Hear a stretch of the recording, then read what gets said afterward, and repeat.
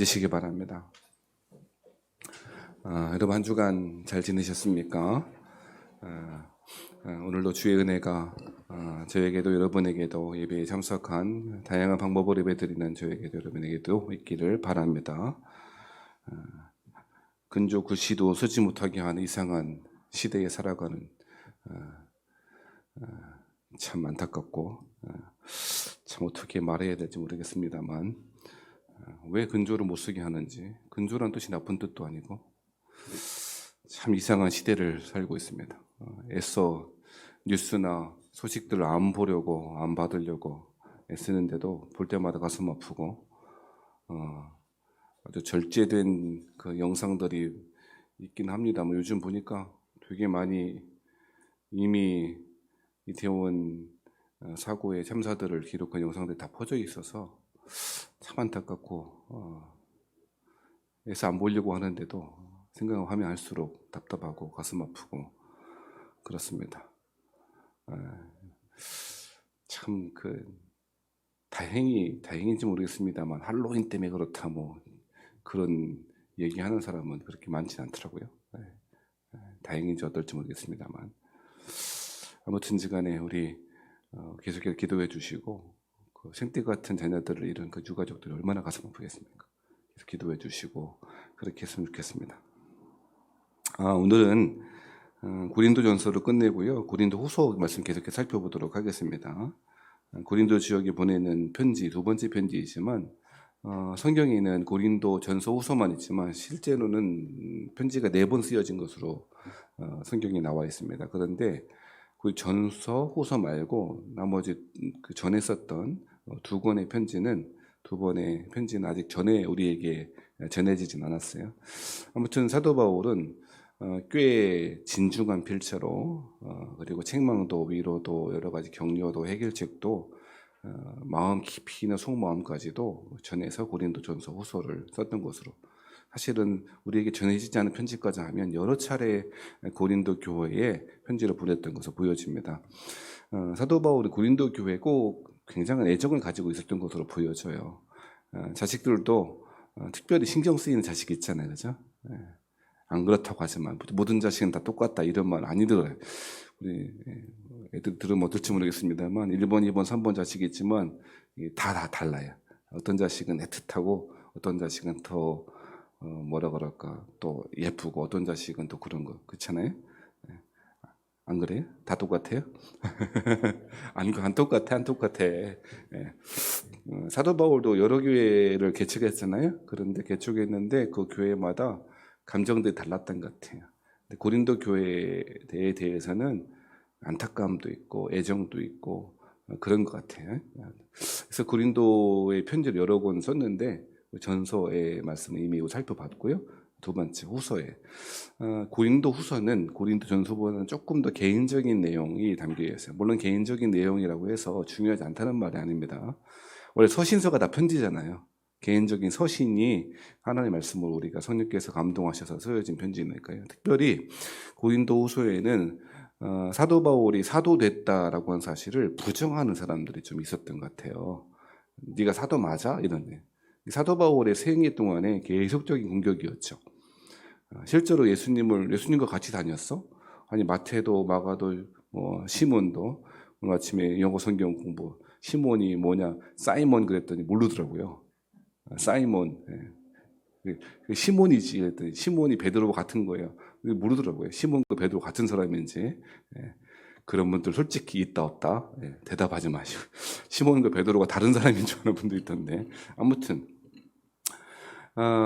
예수님과 같이 다니지 않았으니 3년 동안에 동고동락한 사이도 아니니 사도 바울이 사도된 사도권에 대해서 부정하는 사람도 꽤 있었거든요. 그런 문제에 대해서 이렇게 답하는 그런 내용들도 가득 담겨 있고요. 그렇습니다. 그래서 이 고린도 후서 1장을 시작할 때인데 그 고린도 후서 1장에는 사도 바울이 다른 이야기 하기 전에 좀 섭섭한 마음도 좀 있었던 것 같아요. 그렇게 애정을 가지고 헌신하고 목회인에도 불구하고 당신 사도 맞아? 이렇게 만약 여러분이 저에게 당신 목사 맞아? 그러면 저 같으면 목사 안 쓸 줄 보여줄 수 있잖아요. 신학교 졸업증 보여줄 수 있지만 사도 바울은 그런 게 없잖아요. 그죠? 어디 졸업했다 없잖아요. 광야 학교나 졸업했을까? 아라비아 광야에서 3년 동안 고생한 학교 무증이 있어요. 그러니까 그렇게 공격하는 그런 성도들에게 서운할 법도 하고 인간적으로 보면 속상하기도 하고 할 텐데 오늘 고린도후서 1장을 시작하면서 이야기하는 것들을 보면 오히려 하나님께 찬송하고 감사하고 그들이 당하는 고린도 교회가 당하는 고난에 대하여 하나님께서 위로해 주시기를 바라는 내용으로 가득해 있다는 것입니다. 여러분 고린도후서 1장 1절부터 11절까지 서론 역할을 하는 본문인데요. 가장 많이 나오는 단어가 뭘까요? 그것은 위로라고 하는 단어입니다. 여러분 한번 눈으로 혹은 볼펜으로 체크해 보시면서 찾아와 보시면 좋을 것 같은데요. 1장 3절에 모든 위로의 하나님이시며 4절에도 위로하사 위로로서 위로 5절에도 위로 6절에도 위로 네 번씩이나 위로 7절에도 위로 굉장히 많은 횟수로서 반복하면서 위로라고 하는 이야기를 하고 있는 것입니다.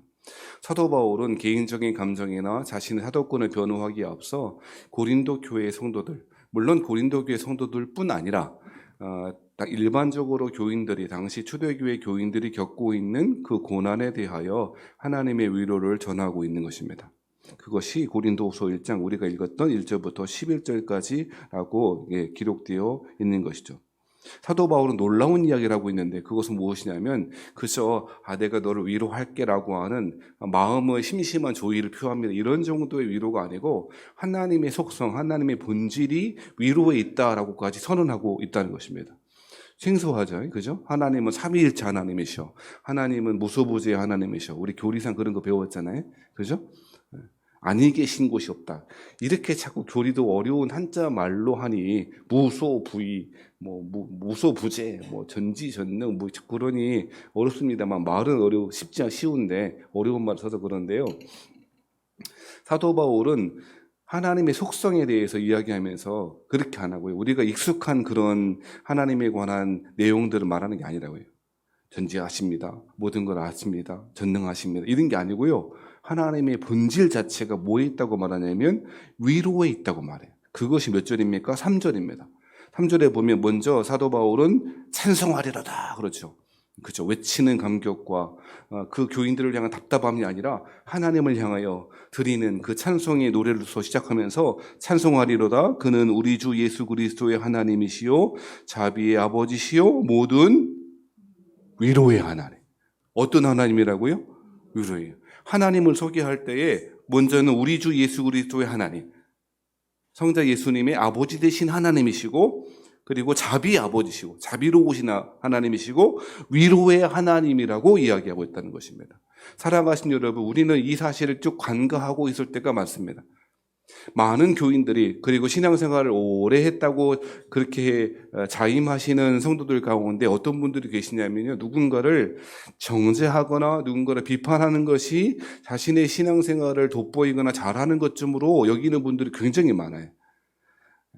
여러분 안 그러시겠지만 제가 특별히 그랬어요. 얼마나 율법주의적이고요. 얼마나 사람들을 비판하기를 좋아하는지요. 그래서 제가 여러 차례 부끄러운 고백입니다만 말씀드렸듯이 저는 청년 시절에 저의 주변에 사람이 없었어요. 왜냐하면 다 정죄. 자기도 못하면서 누군가를 정죄. 저건 잘못됐고 뭐가 잘못됐고 말씀에 따르면 뭐 성경 가지고 정죄. 그러면 되게 성경 가지고 정죄하는 사람이 있으면 기분이 나빠요, 좋아요? 뭐라고 반박은 못하지만 굉장히 상처가 됐을 거예요. 그 얼마나 제가 그랬는지 몰라요. 대도 않는 말씀 가지고 잘 해석도 못하면서 그랬던 것이죠.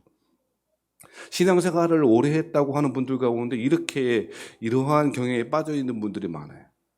오래 신앙생활을 하면 할수록 주님을 닮아서 위로의 하나님, 자비하신 하나님을 닮아가는 모습이 있어야 될 텐데 누군가를 정죄하는 것을 통해서 혹은 내가 저 사람과 다르다는 것을 통해서 나의 신앙을 확인받고 싶어하는 사람이 있다니까요. 굉장히 불행한 일이고요. 그게 전형적으로 율법주의에 빠진 사람들의 특징이라니까요. 대표적으로 여러분요, 언젠가 말씀드렸듯이 누가복음 18장에 보면 무슨 이야기를 하고 있냐면 누가복음 18장 9절에 보면 기도에 관한 이야기를 하고 있으면서 18장 9절 말씀에 또 자기를 의롭다고 믿고 다른 사람을 멸시하는 자들에게 이 비유로 말씀하시되, 비유의 목적 자체가 자기를 의롭다고 믿어 스스로 의롭다고 믿고 다른 사람을 멸시하는 자들에게 비유로 말씀하셨는데, 그게 여러분 세리와 그리고 어떤 사람 바리새인의 기도, 그 기도에 두 사람의 기도의 비교의 내용이 있다는 것이죠. 이 바리새인 어떻게 기도했습니까? 저는요 하나님 일에 한 번씩 금식도 하고 구제도 하고 이것저것 성경에서 말하는, 성경에서 우리에게 요구하는 신앙생활 다 잘했습니다. 뿐만 아니라 자랑할 뿐 아니라 나는 저 세리와 같지 않습니다.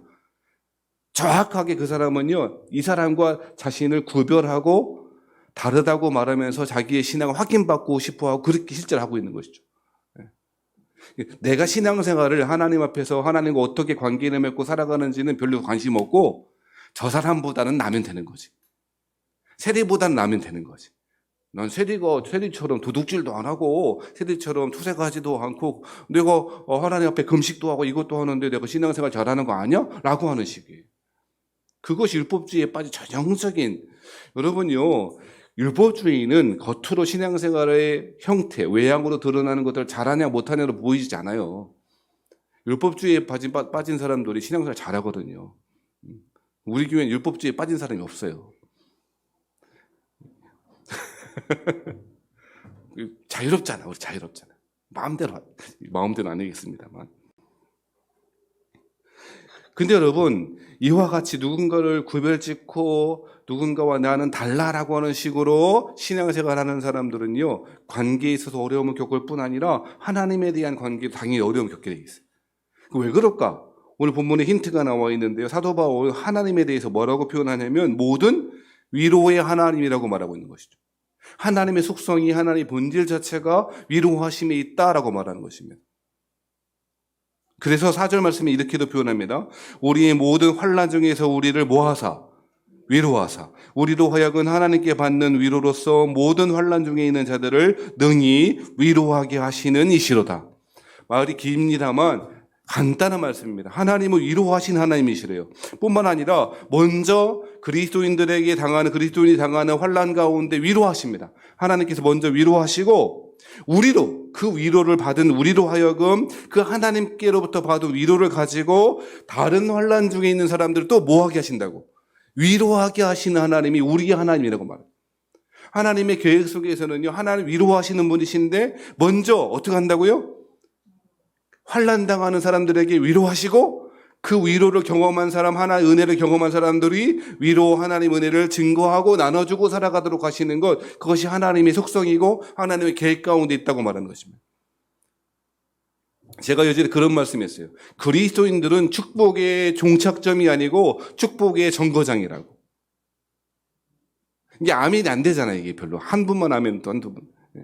여러분 축복의 종착점이 될 것이고 축복 받을 거야라고 하면 누가 아멘 하겠습니까? 안 하겠습니까? 근데 가만 살펴보면 성경에서 보면요, 우리는 축복의 종착점이 아니고 축복의 통로라고.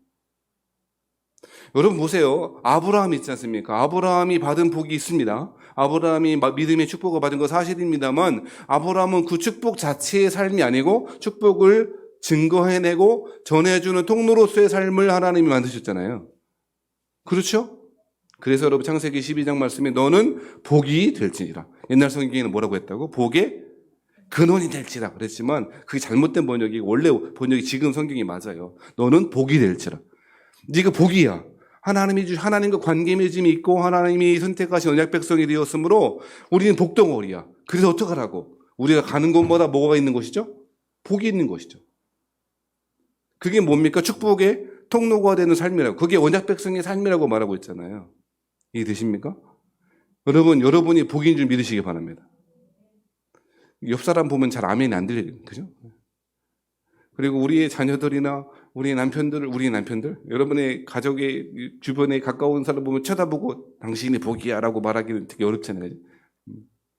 물론 여러분, 우리는 사람을 보고 세상을 볼 때는 그럴 수 있지만 하나님이 우리를 부르신 언약 백성의 삶이라고 하는 것이 축복이 뭐가 되는 삶이라고요? 통로가 되는. 그러니까 우리 종착점이 아니야. 우리가 그 하나님 주신 은혜와 축복이 흘러가게 해야 되는 것이죠. 그것이 그리스도의 삶이라고 말한다고요. 이러한 것들을 사도 바울이 지금 정확히 3절과 4절에 이야기하고 있다고요.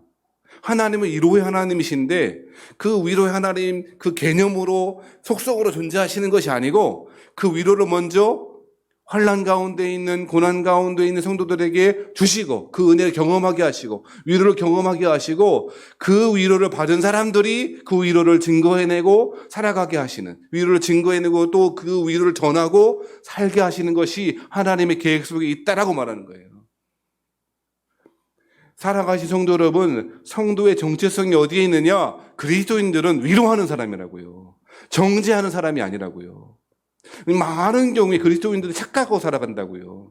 세상 사람들에게 정죄하고 저렇게 해서 무슨 일이 벌어졌고 이렇게 해서 저런 참사가 일어났고 이렇게 원인과 이유를 찾는 사람이 아니고 누군가 나는 저런 사람들과 달라라고 하는 것을 통해서 자기의 정체성을 확인하려고 하는 사람이 아니고 하나님께 먼저 받은 위로를 증거해내고 전해주고 하나님께 먼저 받은 축복을 전해주고 살아가는 삶이 그 사람이 참 그리스도인이라고 성경이 말한다는 것입니다. 그래서 5절에는 이렇게 말합니다. 그리스도의 고난이 우리에게 넘친 것 같이 우리가 받는 위로도 그리스도로 말미암아 넘치는도다. 환난 가운데 있는 그리스도인들에게 그리스도의 고난이 우리에게 넘친 것 같다는 거예요. 수많은 어려움, 수많은 고통 가운데 있겠습니다만 그리스도의 고난이 우리에게 넘친 것 같이 우리가 받는 위로도 그만큼 더 어떻게 된다는 거예요? 풍성해질 거라고, 풍성해지고 있다고 성경이 이야기하고 있다는 것입니다. 그런데 여러분 이쯤 읽으면 여러분 생각 가운데 여러분의 마음속에 이런 생각이 들 거예요. 아니 차라리 고난도 주지 말고 위로도 주지 말지. 왜 고난을 주고서 위로하시나? 그런 생각 안 드세요? 저는 항상 그런 생각이 들어요. 저는 항상 그런 생각이 들어요. 고난도 주지 말고 위로의 하나님의 그런 소리도 말지. 뭐 하려고 아예 고난에서 좀 비껴가게 하시든지 하신 다음에 그러면 좋을 텐데 뭐하러 고통과 고난을 주신 다음에 왜 자꾸 이렇게 위로도 하신다고 말하나. 고난 없는 삶이 있으면 더 좋지 않겠나? 라고 하는 것이 저와 여러분 생각이지 않겠습니까? 물론 머리로는 이해합니다. 그런 거 들어봤잖아요. 고난엔 뜻이 있다. 고난엔 이유가 있다. 하나님이 뭐 어떻게 하신다. 그렇게 이야기하지만 실제로 고난당하는 사람들 그런 얘기하면요. 되게 속상할걸요. 극심한 환난 가운데 고난 가운데 처한 사람들에게 당신의 고난이 하나님이 이렇게 위로하시는 그 통로가 될 것입니다. 앞서 말씀드렸듯이 그 당신이 받은 고난 가운데 받은 위로로서 다른 사람들이 위로를 받게 하실 것입니다. 이게 결과일 뿐이지. 하나님 그렇게 만들어 가신 하나님의 최종적인 목적일 뿐이지 고난당한 사람에게 당신 고난이 그런 이유가 있습니다 말하는 것은 도움이 안 된다니까요. 도움이 안 될 정도가 아니고 서운합니다. 우리는 자꾸 여러분이요. 어떤 위치에 서려고 하려고 하냐면 요번에 새 친구의 그 위치에 자꾸 서려고 그래. 자꾸 설명해. 네가 뭔 죄가 있으니까 고난당하지. 자꾸 설명한다고 이유를 가르쳐주려고. 사실 알지도 못하면서. 이태원에서 수많은 청년들이 우리 아이들 자녀들이 이렇게 참사를 당할 때 거기에 정말 다양한 이유들과 여러 가지 원인이 있을 텐데 일반화하고 좁게 뭐 때문에 심지어는 뭐 마약을 해서 누가 밀어서 그런 이야기는 하고 있는 것이 그리스도인이면 안 된다는 거예요. 사랑하신 성도 여러분, 오늘 성경을 읽다 보면 알겠어요. 하나님 위로의 하나님인 것도 알겠고 그 위로가 증거되고 전해지는 삶이야말로 하나님 우리 요구하신 삶이라고 하는 것도 알겠어요. 그런데 근본적인 질문 하나를 해결해야 된다는 것입니다. 어떤 질문이요? 고난을 아예 없애주지. 면제시켜주지. 환난을 없애주시면 더 좋지 않았을까라고 하는 것입니다. 그런데 사랑하는 성도 여러분, 뻔한 대답인 것 같지만 우리들이 잘 받아들이기 어려울 대답일 것 같지만 고난에는 이유가 있다고 말합니다. 그것이 9절에 설명되고 있습니다. 먼저 사도 바울은 8절에 이렇게 이야기합니다. 형제들아 우리가 아시아에서 당한 환난을 너희가 모르기를 원하지 아니하노니. 알았으면 좋겠다는 거예요. 사도 바울 또한 그 고난에서 면제되지 않았다고 먼저 말해요. 사도 바울이 무엇인가 죄를 지어서 죄의 대가로 고난받은 것이 아니고요. 무엇인가 열심히 하지 않아 그 고난을 받은 것이 아니라고 말해요. 아시아에서 받은 고난, 여기 동아시아 아닙니다. 자꾸 아시아 나오면 어딘가 아니, 그 아니고 소아시아, 지금 터키 지방 말하는 그 지역에서 수많은 환난과 고난을 당했죠. 구체적으로 오늘 8절에서 말하고 7절에서 말하고 9절에 말하진 않지만 그 어떤 고난인지도 대충 짐작은 가요. 그리스도의 복음을 증거하는 것들 때문에 당한 여러 가지 고난이 있지 않았어요.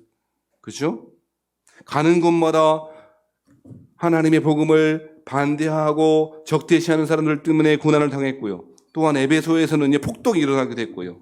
40의 하나 감한매를 수차례 맞기도 하고요. 폭풍을 견디기도 하고요. 풍랑을 만나기도 하고요. 그죠? 배고픔, 추위와 맹수들의 공격과 수많은 어려움들 가운데 있었다는 것 아닙니까? 제가 요즘 잘 보는 여행 유튜버를 좀 보는데요. 거기 보면 터키를 요즘 많이 가더라고요. 터키. 터키 가고 싶은데 맨날 가고 싶다 하지만 항상 못 가고 있는데 터키의 소아시아 지역도 있고 터키가요 굉장히 넓은 나라더라고요. 우리는 소아시아 지역의 좁은 지역만 봤는데 굉장히 넓은 나라고요. 동양과 서양의 문명이 만나고 더군다나 동양과 서양의 음식도 만나고 그러니까 음식도 맛있고 요즘 물가가 너무 싸. 터키 사람들에게는 참 안타까운 이야기입니다만 물가가 막 2배씩, 3배씩 오르고 그러는. 지금도 그런데요. 이 교통이 발달되고 정말 여러 가지 환경이 좋아진 이 시대에도 터키 여행은 쉽지 않더라고요. 황량하고요. 터키 지금 이스탄불 쪽에 있는 이제 바로 유럽으로 건너가는 보스포러스 해협 맞죠? 서로 몰라요? 아무튼 아시아와 이제 유럽이 다 요만큼 아주 좁은 해협이 보스포러스 해협이잖아요. 그 유럽 사이드와 그쪽은 괜찮은데 조금만 아시아 쪽으로 가면요 되게 황량하더라고요. 제가 생각해요. 볼 때마다 사도 바울이 이런 길 갔을 텐데. 너무너무 상상하기 어려운 고난 가운데 있었다는 거예요. 사도 바울은 자신 또한 그 고난에서 면제되지 않았다고 말하고 있다고요. 그런데 왜 그렇게 했다고 말합니까? 그래서 그 고난 당하는 가운데 힘에 겹도록 심한 고난을 당하여 살 소망까지도 끊어졌대. 도저히 못하겠다. 도저히 못 살겠다. 더 이상 할 수 없겠다. 한 걸음도 앞으로 못 나가겠다 할 정도로 심한 고난이 사도 바울에 있었다는 거예요.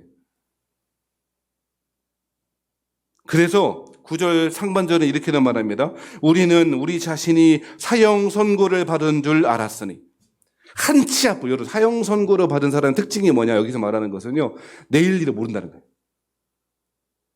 사형 선고를 받은 사람의 고통이 그렇다더만요. 아니, 죽음의 순간은 짧잖아요. 아니, 그렇다잖아요. 경험해보지 못했으니까. 죽음의 순간은 찰나잖아요. 순간이라고. 그런데 사형 선고 받은 사람들의 고통이 뭐냐? 예전에 무슨 장로님이라고 교도관으로 오래 몇십 년 근무하시다가 이제 은퇴하시고 이제 간증하시는 분의 간증을 들어보니까 무슨 장 이름이 지금 생각 안 나는. 그 장로님이 교도관으로 지내면 사형수를 많이 받는데요. 사형수들의 제일 아침마다 그 시간만 넘어가면 되는데 교도관들이 이렇게 오잖아요. 또박 구두 신고 또박 오는 그 소리에 막 부들부들 떤대요. 사시나무 떨듯이 떤대요. 왜 그러냐면 그 시간에 오는데 그 시간에 나와서 가면 이제 사형장으로 가는 거예요. 그러니까 그 아침마다 매일마다 오늘은 내 목숨이 끊어지지 않을까? 그 극심한 예측할 수 없는 자기 미래에 대해서 고통스럽게 그렇게 한다고 이야기를 들은 적이 있어요. 그러니까 오늘 사도 바울이요 뭐라고 이야기합니까? 우리 자신이 사형 선고를 받은 줄 알았으니 한치 앞을 내다보지 못하는 캄캄함. 여러분 우리 그렇잖아요. 여러분 우리가 당하는 여러 가지 경제적, 사회적 그런 어려움 그리고 육신의 어려움, 육신의 고통 때문에 어려운 것이 아니고요. 잘 안 보이는 게 어렵지 않으세요? 저는 그렇던데. 이렇게 되고 내년에 이렇게 되고 내후년에 이렇게 되고 요렇게 꿈꿀 수 있는 것 자체는 여러분 제가 볼 때 행복한 거야. 우리는 우리 사람에게 있는 근원적인 어려움은 고통 그 자체에 있지 않다고. 너무 이렇게 말하면 몸이 아픈 것 그 아픈 것 때문에 고통이 근원이 본질이 거기 있지 않다고. 내가 몸이 아파요. 그러면 이 아픈 것이 언제까지 갈지는 모르니까 고통스러운 거라고. 끝이 있고 최종적인 목적지가 어디인지 알면 고통스럽지 않은 거라고. 견딜 수 있다고요. 여러분 동의하세요? 사도 바울이 말하는 고통이 무엇인가? 물론 40에 하나 감한 매를 맞는 것도 고통스럽죠. 배고픈 것도 고통스러워요. 지금 여러분 고통스러운 분 지금 계시잖아요, 지금. 자신이 사랑하는 성도들에게 자신이 아끼고 개척했던 교인들에게 배척받는 것도 너무너무 자기 견디기 어려운 고통이었을 거고요. 그렇죠? 복음 전하러 가는데 순풍을 만나기는커녕 풍랑을 일어나는 유로굴라라고 하는 태풍을 만나갖고 파손 난파되고 죽을 위기를 겪는 것도 고통스러울 것이고요. 그런데 사도 바울은 그것보다도 자신이 사형 선고를 받은 것 같은 삶, 날마다 죽음 앞에 서 있는 것과 같은 삶을 살아가는 것이 자신에게 너무 큰 고통이라고 말하고 있다는 거예요. 그런데 사도 바울 여기서 끝나지 않고 왜 이런 고통이 아시아에서 당하고 있는 고통이 너희도 있고 나도 있는데 왜 이렇다고? 9절에 하반절에 이렇게 말합니다. 이는, 그죠? 이는. 성경에서 이는이라고 하는 말 나오면 그 이유는 왜냐하면 그런 뜻이라고. 왜 그렇답니까? 왜 사도 바울도 면제시켜주지 않았답니까? 왜 지금 아시아에 있는 고린도 지역뿐 아니라 아시아에 있는 수많은 사람들이 죽음을 목전에 두고 날마다 캄캄한 어두운 벼랑길을 걷는 것 같은 왜 그런 고통을 겪게 하신답니까? 그 이유는 한 가지랍니다. 9절에 하반절에 이는부터 읽어봐요. 시작. 이는 우리로 자기를 의지하지 말고 오직 죽은 자를 다시 살리시는 하나님만 의지하게 하심이라. 뭐라고 이야기합니까? 고통의 이유는 여러 가지일 것입니다. 고통에 여러 가지 원인들이 있을 겁니다. 다양한 이유와 다양한 원인들이 있겠지만 하나님은 왜 성도들이 이 고통에서 고난에서 면제시켜주지 않고 고난 가운데 위로하시겠다 말하는가? 한 가지 이유가 있답니다. 뭐라고요? 이는 우리로 자기를 의지하지 말고 자기 의지하지 말라는 거예요. 자기 위로, 자기 위한 자기의 세우지 말라는 거예요. 누가복음 18장에서 말씀드렸던 것처럼 자기를 의롭다고 믿고 다른 사람들을 멸시하는 사람들 되지 말라는 거예요. 고난당하지 않는 사람들의 특징이 뭐냐? 자기의가 서요. 고난을 통해서 겪게 되어지는, 깨닫게 되어진 한 가지가 있다면 내 스스로 극복할 수 없다는 거예요. 무기력함인 거예요. 하나님은 그러한 무기력함, 나 스스로 고난을 극복할 수 없다는 그 무기력함에서 머물지 않고 너 의지하지 말라고. 이 레슨이 인생의 고난의 중요한 레슨 1이라는 거예요. 자기 의지하지 말라는 거예요.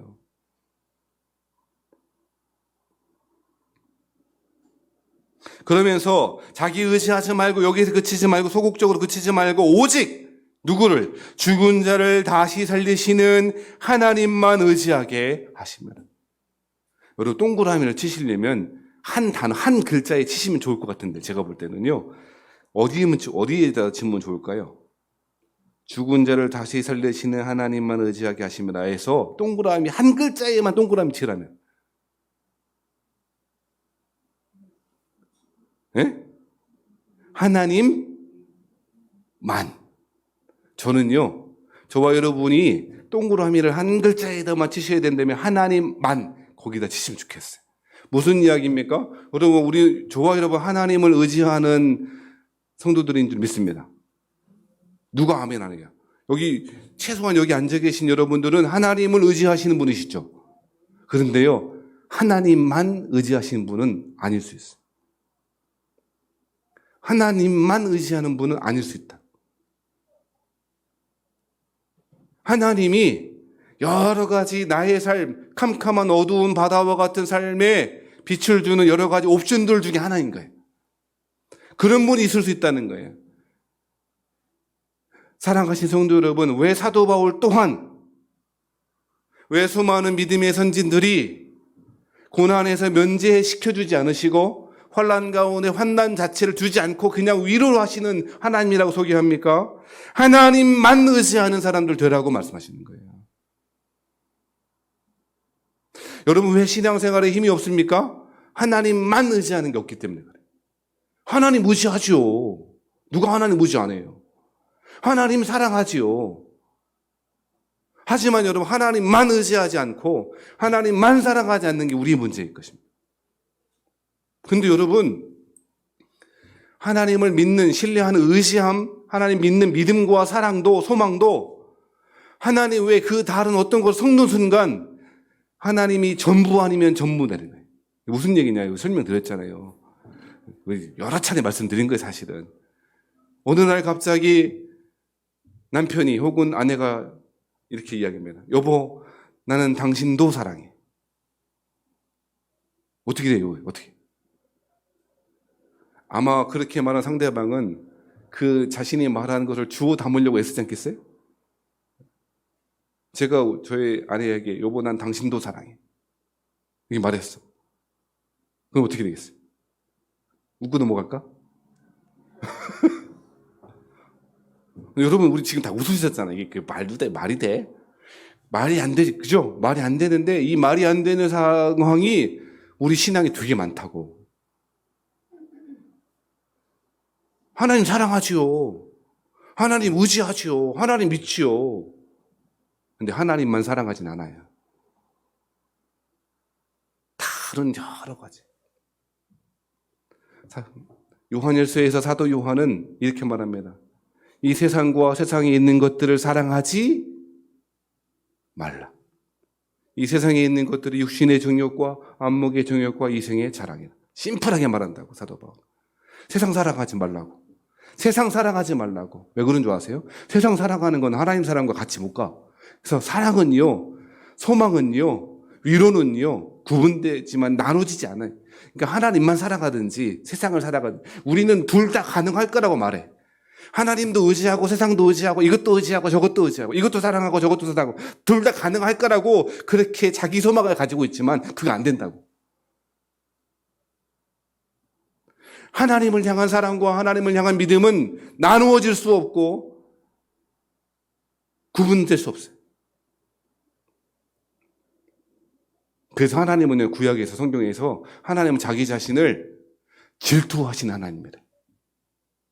인간적인 질투를 말하면 안 돼요. 그 점 찍고 나오는 여자 예전 들으면 막 이렇게 복수해 뭐 하시 그런 거 아니라고요. 삼각관계를 나타내는 그런 정도가 아니고 언약적 열심. 하나님은 자신의 사랑을, 자신의 위로를 세상과 그 어떤 거가 나누어 수 없다는 의미라고. 나누어지지 않는 사랑. 하나님은 그렇게 우리를 사랑하세요. 아유 좀 이것도 하고 저것도 하면 안 될까요? 그렇지 않다고. 그건 하나님의 속성, 하나님이 우리를 사랑하신 사랑을 모르기 때문에 그래. 하나님이 우리를 사랑하신 사랑이 어떤 건지 모르니까 세상을 기웃기웃한다고. 우리가 받은 헤아릴 수 없는 하나님의 은혜와 사랑이 어떤 건지 아는 사람이 세상을 향하여 다른 것들을 향하여 그 사랑을 나누을 수 없다는 거예요. 이해되시면 아멘 하시기 바랍니다.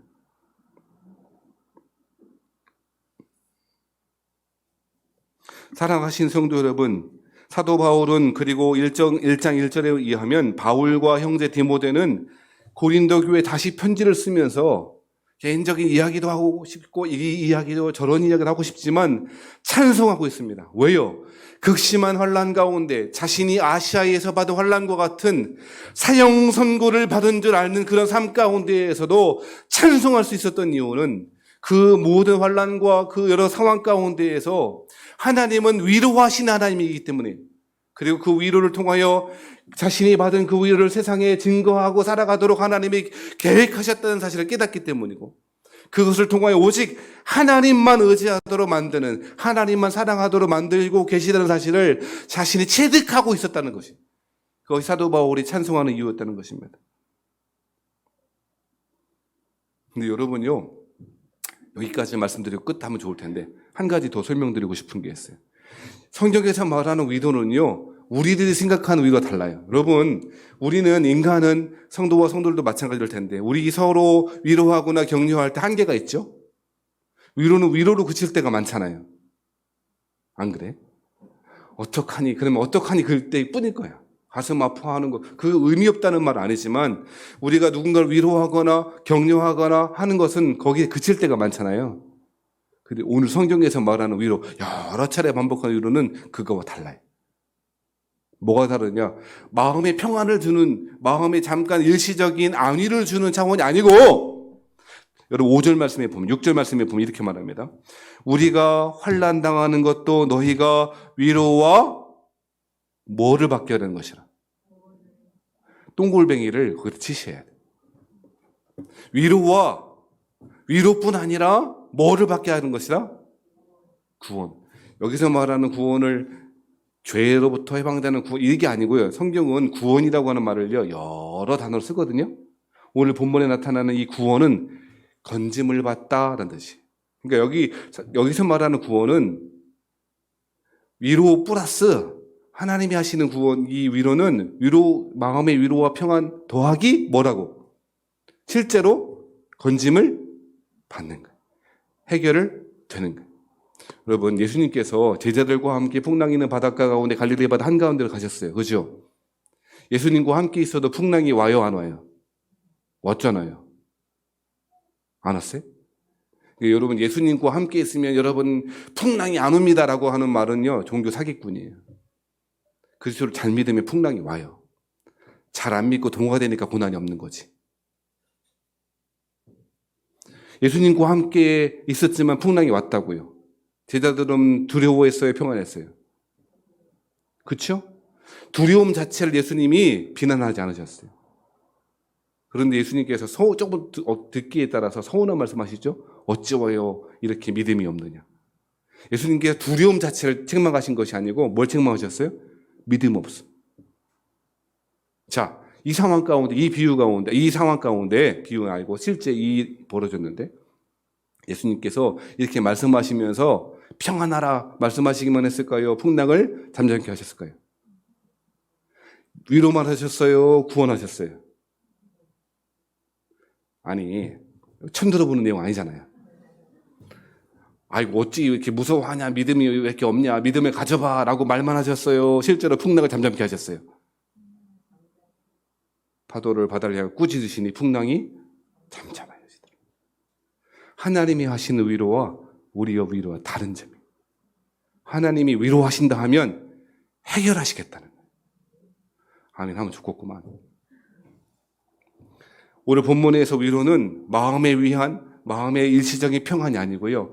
하나님이 주신 위로라고 하는 것은 죄와 사망에서 건지실 뿐 아니라 현재 당하고 있는 극심한 환난 가운데 건져주시겠다고 하는 하나님의 약속이고 선포인 줄 믿으시기 바랍니다. 그게 우리가 믿는 하나님의. 그렇다면 우리가 행해야 할 일은 무엇이겠습니까? 마지막 11절 말씀입니다. 11절 이렇게 이야기합니다. 너희도 우리를 위하여 모함으로 도우라. 성도들이 할 수 있는 가장 큰 위로는 간구함입니다. 또한 이는 우리가 많은 사람의 기도로 얻은 은사로 말미암아 많은 사람이 우리를 위하여 감사하게 하려 함이라. 사도 바울은 극심한 환난 가운데 하나님의 위로를 경험했어요. 그런데 그 하나님의 위로는 무엇을 통해서 경험했나? 주변에 있는 성도들의 간구와 기도를 통해서 하나님의 위로를, 하나님의 구원을, 건지심을 경험했다고 말하는 거죠. 말씀 마치겠습니다. 하나님은 위로의 하나님이십니다. 그 위로로 말미암아 하나님의 위로를 경험한 사람들이 받은 은혜를, 받은 위로를, 받은 사랑을 증거해내고 전해주고 살아가라고 우리에게 명령하십니다. 그 삶은 기도하는 것입니다.